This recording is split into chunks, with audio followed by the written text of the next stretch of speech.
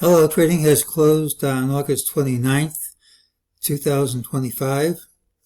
As always, we'll start with our disclaimer. We'll go over our calls and then make our predictions.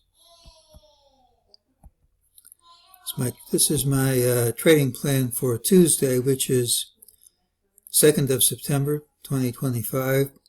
Please remember it's a plan. I can change it. I can be wrong. I didn't follow the market during the day. I had almost no time to analyze. I won't be trading on Tuesday. By the end of next week, though, I should be back to my usual schedule.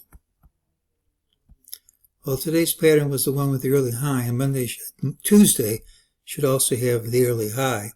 We've been looking for a top somewhere around here ever since we hit 64.80. I didn't like the fact that we traded 28 handles over that. I said, if you're bearish, you had to drop hard and fast. And if we traded any higher than we were, I was going to probably have to throw in the towel on the call for a top. Well, fortunately for me, I didn't have to throw in the towel, and we did do what the bears needed to do, which was drop hard and fast. This is just a review of what we said. We had a straight line drop, which was what happens when it's a negative pattern. I said bears needed to start dropping pretty fast, or I'm going to be in trouble, because I couldn't find some other explanation. Well, they did what they had to do. They sure made us wait long enough. We did have a target, 64.46.33. It isn't only a target, it's also a support level. We hit it pretty much right in the nose, and support's held so far. That isn't pretty. I don't know what is. Only thing MEJT said during the day, I don't know what this line's doing. Only thing MEJT said during the day was this blip up was false. We've already retraced and everything's played out.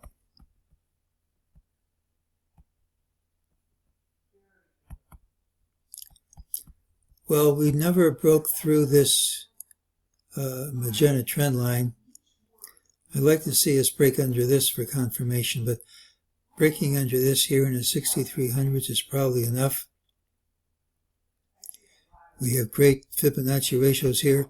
If I'm right about this, we've completed magenta A, we just completed magenta B, and we should now be in magenta C, which is starting with an impulse down, which is what I would like. Again, if we gap up and take these all out, everything falls apart, but it's working so far, and I don't see any reason to change things until it goes up here and puts some egg on my face.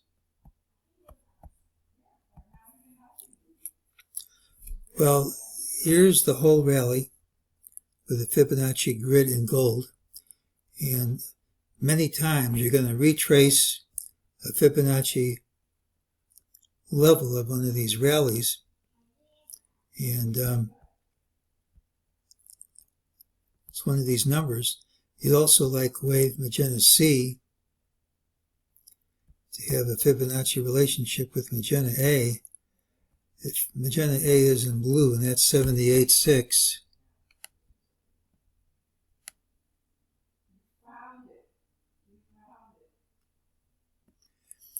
the waves actually balance out at 55.83 and change. Boy, I mean, they balance out perfectly. It's kind of hard for me to believe, but that's what it says. It doesn't mean it will work. Other numbers might work too. But if there is a big wave magenta C down, that's a plausible target. I'm not going to predict how far this is going to go, but at least it has potential to be quite a top here. Now, I thought we hit 7,000 by the end of the year. It's only 4 months. I don't see how we're going to drop that low and then hit 7,000 by the end of the year, but a lot can happen in 4 months. I can change my mind, and even if 7,000 hits next year, it doesn't really change anything.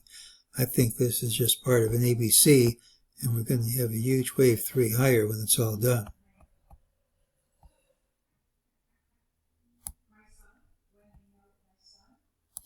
Well, Tuesday's pattern has the early high. It doesn't tell us where we open. We have mixed signals. It's a bullish pattern. We gap down, hit a lower low, but closed over intraday lows. It's negative that the Friday's normally bullish pattern wasn't. It was bearish. Unless we gap and overtake the high of day, which isn't going to happen. It should lead to lower prices. They usually come the next trading day. They don't have to. So we're going to have to use the mixed signals rules. And it would make a clearest picture for me if we gapped under these lows. Or gapped and traded under these pretty fast. But just because it makes the clearest picture doesn't mean it's exactly what's going to happen. But if we don't gap and move outside the day's range, we could close a little change and have the bid move the next day. It's pretty tough to see us taking this out on the upside after a drop like this. The wave count's compatible with us having made a significant top, and it could be a long way down, which doesn't mean we trade down on Tuesday, but this is certainly a good start. This looks like the start of an impulse move down. We've been looking for this for a long time. I think the idea was right. The price was off by 28 handles, and we're not perfect. I mean, that's 28 handles is less than 0.5%, but it's not fun to sit through. Again, I'm not going to risk my own money on this. I won't be able to watch the market on Tuesday. By the end of the week, though, I should be able to be trading again. So it's the pattern with the early high. If this holds, and I think it's probably going to hold, this should be the start of wave magenta C down, which could be pretty big. And that's today's call.